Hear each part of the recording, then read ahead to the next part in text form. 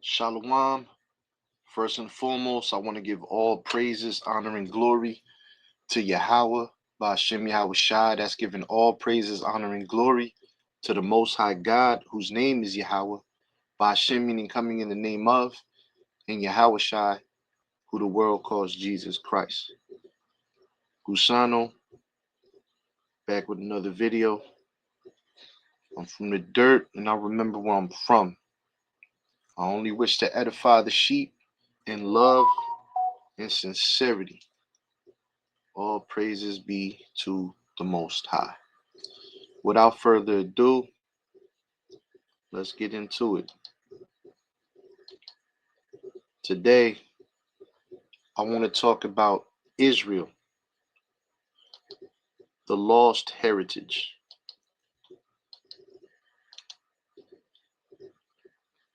So now, the book of Sirach, chapter 17 and 11. Beside this, he gave them knowledge and the law of life for an heritage. The law of life is our heritage. The book of Sirach, chapter 24, verse 23. All these things are the book of the covenant of the Most High God, even the law which Moses commanded for an heritage unto the congregations of Jacob. The book of the covenant of the Most High is our heritage. The book of Jeremiah, chapter 17 and verse 4. And thou, even thyself, shall discontinue from thine heritage that I gave thee, and I will cause thee to serve thine enemies in the land which thou knowest not. For ye have kindled a fire in me, anger, which shall burn forever. So it says, we will discontinue from our heritage. We will discontinue from the book of the covenant. We will discontinue from the law. The book of Psalms, chapter 83, 1 through 5. Keep not thou silence, O God. Hold not thy peace, and be not still, O God. For lo, thine enemies make a tumult, and they that hate thee have lifted up the head. They have taken crafty counsel against thy people, and consulted against thy hidden ones. They have said, come, and let us cut them off from being a nation, that the name of Israel may be no more in remembrance. For they have consulted together with one consent. They are confederate against thee. The plan was to make the name of Israel be no more in remembrance. The book of Baruch, chapter 2, verse 30. For I knew that they would not hear me, because it is a stiff-necked people. But in the land of their captivities, they shall remember themselves. So we will remember who we are in the land of our captivity. The book of Deuteronomy, chapter 6, 1 through 6. Now these are the commandments, the statutes and the judgments, which the Lord your God commanded to teach you, that ye might do them in the land whither ye go to possess it, that thou mightest fear the Lord thy God, to keep all his statutes and his commandments, which I command thee, thou and thy son, and thy son's son, all the days of thy life, and that thy days may be prolonged.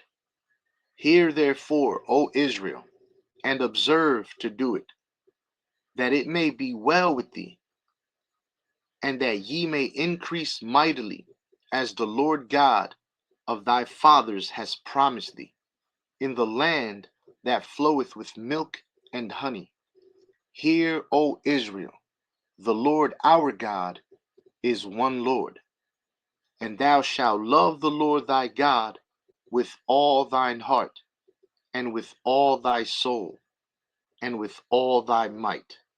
And these words which I command thee this day shall be in thine heart. We're commanded to follow his laws.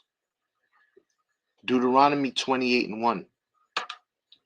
And it shall come to pass, if thou shalt hearken diligently unto the voice of the Lord thy God, to observe and to do all his commandments, which I command thee this day, that the Lord thy God will set thee on high above all nations of the earth, and all these blessings shall come on thee and overtake thee, if thou shalt hearken unto the voice of the Lord thy God.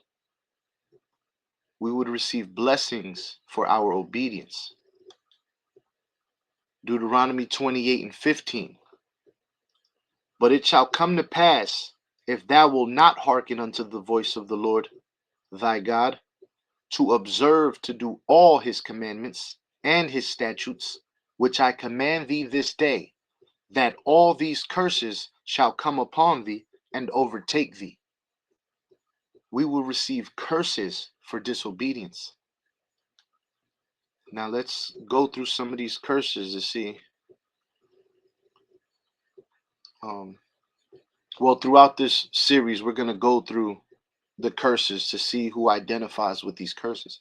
But Deuteronomy 28:45-46, moreover, all these curses shall come upon thee, and shall pursue thee, and overtake thee, till thou be destroyed, because thou hearkenest not unto the voice of the Lord thy God, to keep his commandments and his statutes, which he commanded thee. And they shall be upon thee for a sign and for a wonder, and upon thy seed forever. So the curses would be a sign forever to identify the children of Israel. Second Ezra chapter 13, verses 40-45. These are the 10 tribes which were led away from their own land into captivity in the days of King Hosea, whom Salmanasar, the king of the Assyrians, led captive. He took them across the river, and they were taken into another land. But they formed this plan for themselves, that they would leave the multitude of the nations and go to a more distant region where mankind had never lived, that there at least they might keep their statutes, which they had not kept in their own land. And they went in by the narrow passages of the Euphrates River. For at that time the Most High performed signs for them, and stopped the channels of the river until they had passed over. Through that region there was a long way to go, a journey of a year and a half, and that country is called Arsareth. So the northern kingdom escapes Assyria. The Most High calms the waters for them to cross over, and they get to a land called Arsareth. JewishEncyclopedia.com. Arsareth by Morris Jastrow Jr. Kaufman Kohler. The name of the land beyond the great river, far away from the habitation of man, in which the 10 tribes of Israel will dwell, observing the laws of Moses until the time of the restoration, according to Ezra. Columbus identified America with this land. So Columbus identified America with Arsareth.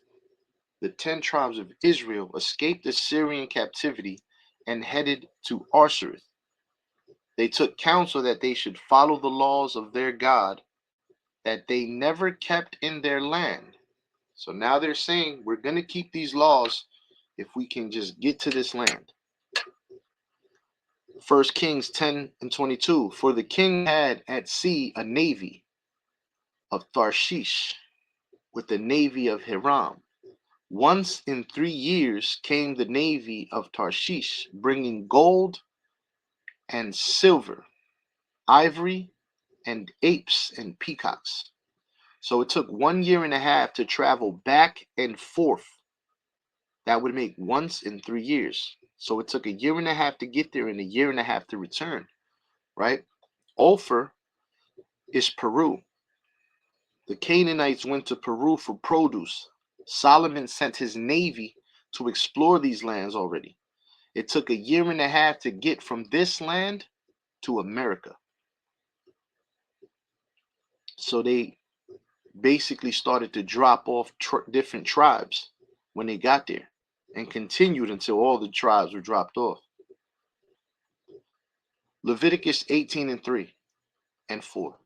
After the doings of the land of Egypt, wherein ye dwelt, shall ye not do, and after the doings of the land of Canaan, whither I bring you, shall ye not do, neither shall ye walk in their ordinances. Ye shall do my judgments, and keep mine ordinances, to walk therein. I am the Lord your God. So they were warned not to follow customs of Egypt, but only the ordinances of their God. However, they did not keep the laws of God, and the curses came upon them, right? They started to follow the ways of the Egyptians, and we're going to get into that. There's a book called The Children of the Sun by Sidney Greenby, and it gives an account about the Inca Indians, right, who are now the people of Peru, Ecuador, and Bolivia. It says Inca rulers married their own sisters as the pharaohs of Egypt used to do. How were these natives able to mimic such customs without learning firsthand if they were not slaves in Egypt? These were Israelites committing idolatry, following Egyptian customs, which is a sin against their God. Jeremiah 17:4. And thou, even thyself, shalt discontinue from thine heritage that I gave thee, and I will cause thee to serve thine enemies in the land which thou knowest not. For ye have kindled a fire in mine anger, which shall burn forever. So, to discontinue from the heritage is to discontinue following the laws of the Most High God, right? Now, it says we will discontinue from our heritage, right? But now it says after this, and cause thee to serve thine enemies in the land which thou knowest not. Remember, they left. The 10 tribes were carried away to a land that never mankind dwelt, right? So now it is prophesied that we are going to be serving our enemies in a land which we know not, because we have kindled a fire in the Lord, right? Ecclesiasticus, the book of Sirach, chapter 17, 10 through 14. And the elect shall praise his holy name. Beside this, he gave them knowledge and the law of life for an heritage. He made an everlasting covenant with them and showed them his judgments. Their eyes saw the majesty of his glory, and their ears heard his glorious voice. And he said unto them, beware of all unrighteousness. And he gave every man commandment concerning his neighbor. Right? Again, the covenant is our heritage. The law is our heritage. But we discontinued from that. We stopped following the laws of God, and we continued following the ways of the Egyptian, which our God told us not to do. So now we go back to Deuteronomy 28, right? Deuteronomy 28:68. And the Lord shall bring thee into Egypt again with ships, by the way whereof I spake unto thee. Thou shalt see it no more again, and there shall ye shall be sold unto your enemies for bondmen and bondwomen. and no man shall buy you. If we were in the land of Israel, why would we need ships to enter Egypt? This verse is not talking about Egypt, the place. Egypt means bondage. The transatlantic slave trade, where so-called blacks were brought to America and Taino and other native Indians were taken to Portugal. What people in history fit these biblical curses? So-called blacks, native Indians, and Hispanics. Jeremiah 50 and 33. Thus saith the Lord of hosts, the children of Israel and the children of Judah were oppressed together, and all that took them captives held them fast. They refused to let them go. We were enslaved together in Egypt. We weren't enslaved together anywhere else. But we were prophesied to be enslaved together again. And the only place where the children of Israel and the children of Judah were enslaved together was America, Arshareth. Isaiah 42 and 22.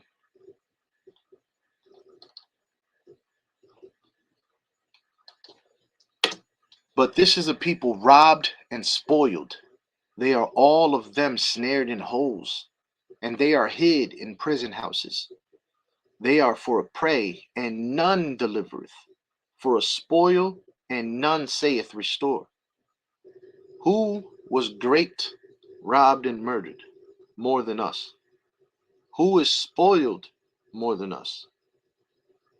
Who is snared in holes and traps? Right? Like our people say, we're in a trap, right?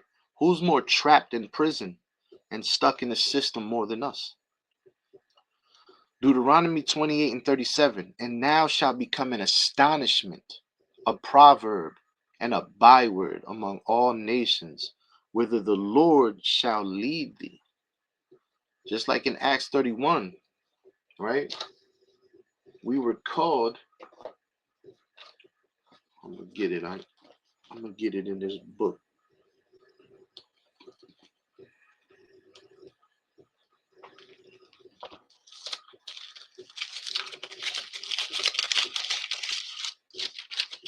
The book of Acts, chapter 13, verse 1. Now there were in the church that was at Antioch certain prophets and teachers, as Barnabas and Simeon, that was called Nigger, right? And if you read it in the NLT, it says black man, right? But this is what we were called. We were called niggers, spics, redskins, beaners, immigrants. We are called everything but the children of the Most High God, right? They refuse to call us Israelites. Why? Because remember, that was the whole plan, right? So that the name of Israel be no more in remembrance, as we have here again in Psalm 83, 1 through 8. Verse 4, they have said, come and let us cut them off from being a nation, that the name of Israel may be no more in remembrance. So what would happen if, people came to your village and beat you, right? They enslaved you and abused you and told you that you couldn't speak your language and you had to learn their language and you couldn't read. You would lose your heritage. You would lose your name, right? Um, Slaves, there's a TV show, um, I believe it's called Roots, and this slave was called Kuta Kente, and they were telling him that his new name was Toby, and he kept fighting back, but they were beating him, right? So imagine our people going through something like that. Of course, you're gonna give in. You're gonna lose your name. You're gonna lose your heritage. You can't speak your language, so your children are not gonna have that language. Your children are not going to know the stories of your God because it's impossible to tell them now. We can't learn to read like slavery did a number on the children of Israel, right? Our enemies don't want us to know that we are the Israelites of the Bible, because if we find out, we will come together and become one and take the kingdom. And this is why they fear us, because the Lord said that the saints are going to take the kingdom. Deuteronomy 28:49, the Lord shall bring a nation against thee from far, from the end of the earth, as swift as the eagle flieth, a nation whose tongue thou shalt not understand. So not only are we in a land that no one has ever dwelt before, now we got to deal with a nation that's coming who we don't understand. A nation as far from afar, swift as an eagle, whose tongue we would not understand. Right? Greeks, Romans, Spanish, America, the symbol is the eagle. We did not speak Spanish or English, so we did not understand their language or tongue. Deuteronomy 28:41, thou shalt beget sons and daughters, but thou shalt not enjoy them, for they shall go into captivity. Our children would be captives. Deuteronomy 28:31 through 33, thine ox shall be slain before thine eyes, and thou shalt not eat thereof.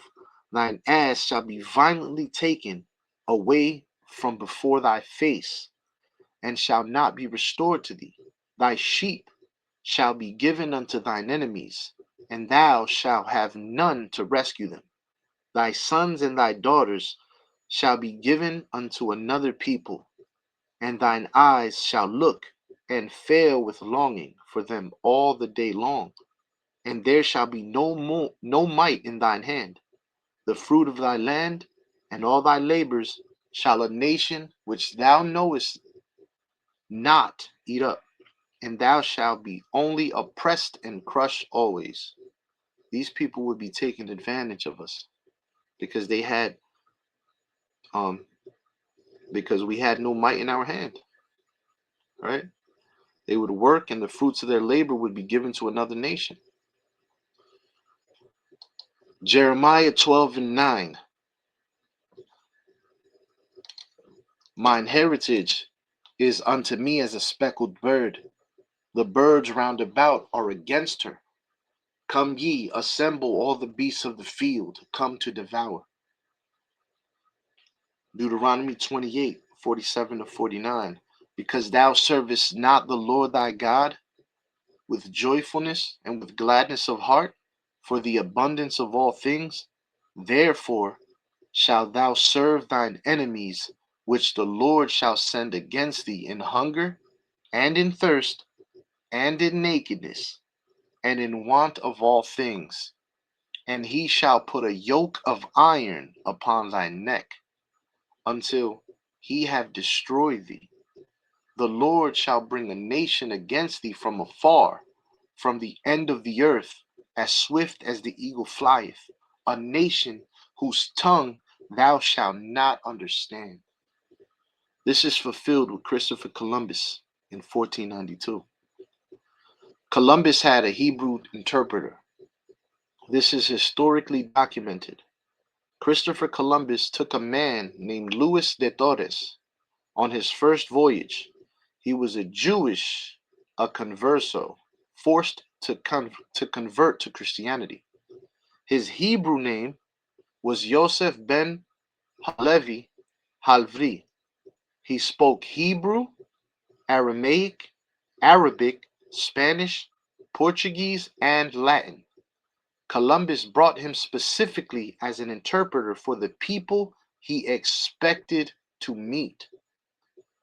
Scholarly sources confirm Columbus expected to reach Asia and wanted someone who could speak Hebrew or Arabic to communicate with possible Jewish or Eastern peoples.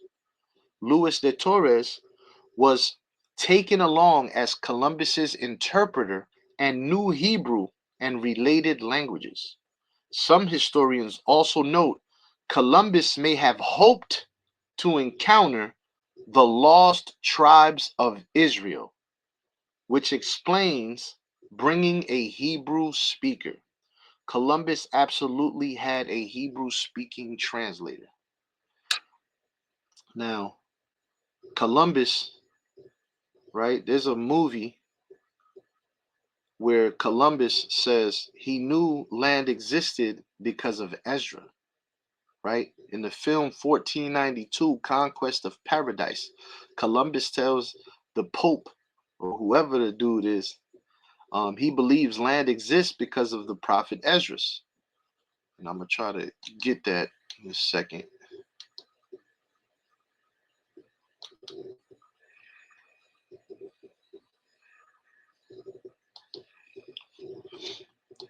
Let's see. See if it pops up.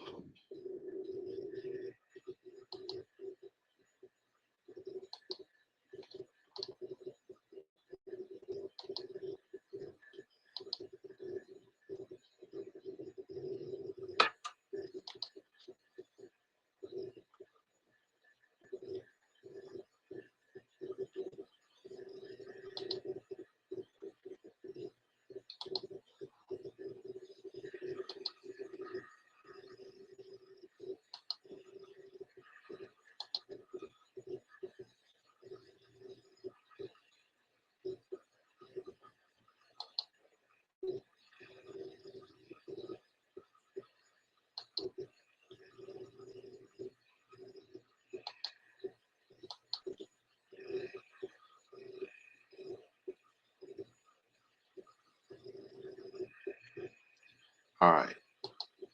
So I found it. Let's do this.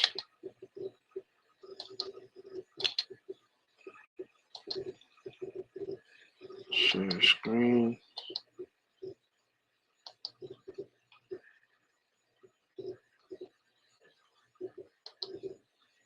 Oh, it's not letting me. It is not letting me.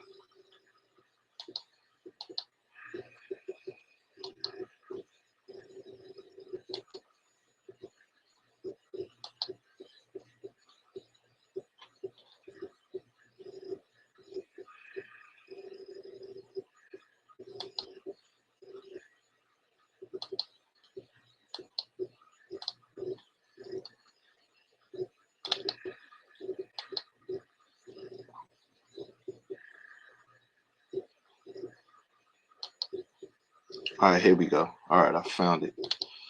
All right. Check this out.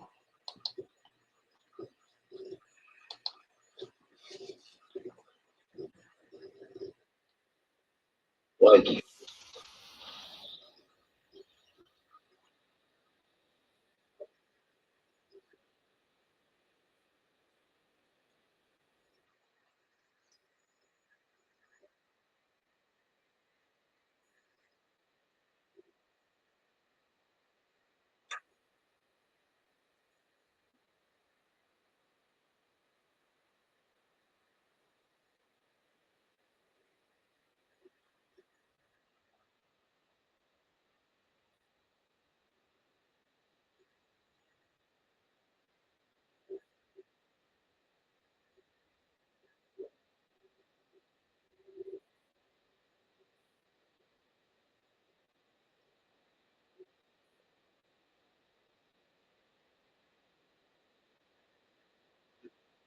The Indies.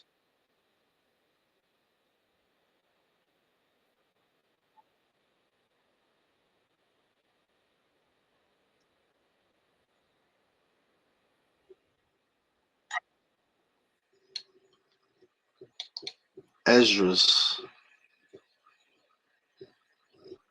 Oh, damn! I didn't even play. I didn't even add it to the stage.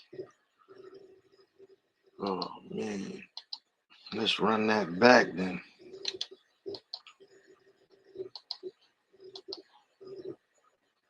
Salakia, family. I'm new to this. Check this out.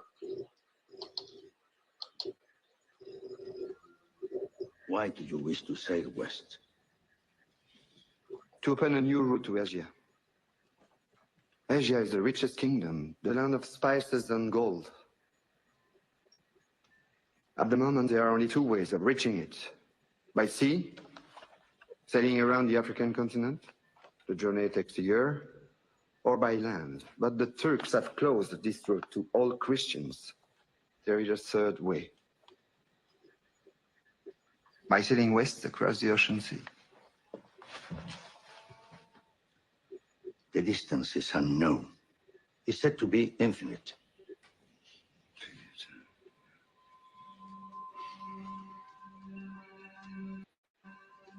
Superstition. I believe the Indies are no more than 750 leagues west of the Canary Islands. Can you be so certain? The calculations of Toscanelli, Marin de Tir, Esdras. Esdras is a Jew.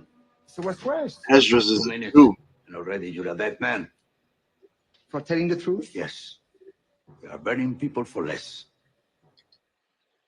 You're a bad man, he said, for telling the truth. Yes, definitely. Now let's get back to this lesson, right? But all praises to the Most High God. That's what we have. We can prove certain things. And this is just a movie, right? But you know, as you're gonna find out, I'm gonna bring a lot of evidence to the table and a lot of he say, she say, because after years of this information being out, our enemies who don't want us to know who Israel is are starting to um trying to say that the sources are not credible. So that's fine. The sources may not be credible. So then I'm just going to show things that I think are interesting, right? So in the book, The Lost Tribes and Promised Lands, right? Hold on, let me share my screen. There we go. All praises to the Most High. A book called Lost Tribes and Promised Lands by Ronald Sanders. This book explores exactly why Columbus, upon coming to America, needed a translator who spoke Hebrew. The translator was named Montesinos and kept impeccable records that can still be read in the archives today. They used one of these experts in writing a part of the book I will quote here. It was Saturday, Montesinos makes a point of telling us, and they had come to a river larger than the Douro. Are there echoes of the Sambition in all of this? Here, Francisco announced, is where your brothers will be seen. Waving a banner high in the air, the Indian guide was soon greeted by a puff of smoke far beyond the other bank of the river in response to his signal. The two men waited. Eventually, a canoe appeared, bearing 3 men and a woman, all of the Indians, to the place where Francisco and Montesinos were standing at the water's edge. The woman got off and spoke to Francisco in an Indian tongue that Montesinos could not understand, although he could perceive that he was being identified in the conversation. She then turned to her male companions to explain the situation. Upon hearing her words, they rose, went over to Montesinos, and to his utter astonishment said, Shema Yisrael, Adonai Elohanu Adonai Echad. Hear, O Israel, the Lord our God, the Lord is one. They had recited in Hebrew the fundamental credo of Judaism. So Hebrew translators were needed to speak with the natives because they were Hebrew Israelites. They recited Deuteronomy 6 and 4 in Hebrew. Hear, O Israel, the Lord our God is one Lord. So they spoke Hebrew and knew Torah scriptures of the Old Testament, right? Also from the Lost Tribes and Promised Lands by Ronald Sanders. A brief conversation ensued in their common ancestral tongue, according to Montesinos, whose fluency in it is almost as perplexing to the reader of this narrative of his narrative as it that of his three mysterious new companions. They told him that they were themselves of the tribe of Reuben, and that the tribe of Joseph lived on an island nearby. So these natives identified themselves as Israelites, right? From the tribe of Reuben, and informed Montesinos that the tribe of Joseph was on an island nearby. Puerto Rico was the island nearby. The tribe of Ephraim, the son of Joseph. Genesis 49:22 to 26. Joseph is a fruitful bow, even a fruitful bow by a well, a water well, was surrounded by water, whose branches run over the wall. The archers have sorely grieved him and shot at him and hated him. And we know what they did to the Taínos, right? But his bow abode in strength, and the arms of his hands were made strong by the hands of the mighty God of Jacob. From thence is the shepherd, the stone of Israel, even by God of thy father. Who shall help thee?